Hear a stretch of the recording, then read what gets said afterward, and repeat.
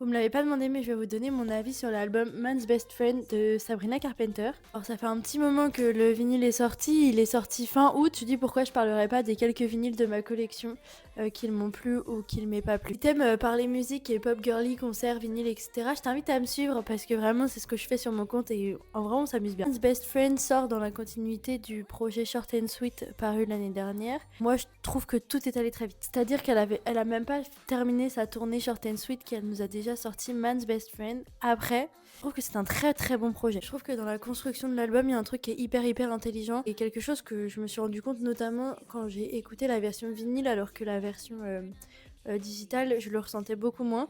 Mais sur un vinyle, vous avez la face A et la face B. Et en fait, les deux faces ont leur propre rôle. C'est un album qui est construit en deux temps où la face A elle reprend la suite de Short and Sweet et la phase B est complètement Man's Best Friend, tournée sur un côté complètement années 90, type ABBA vibe, comédie musicale, pop de ouf. Encore une fois, cet album est assez controversé, c'est-à-dire que les fans de Sabrina Carpenter n'ont pas trop aimé le projet.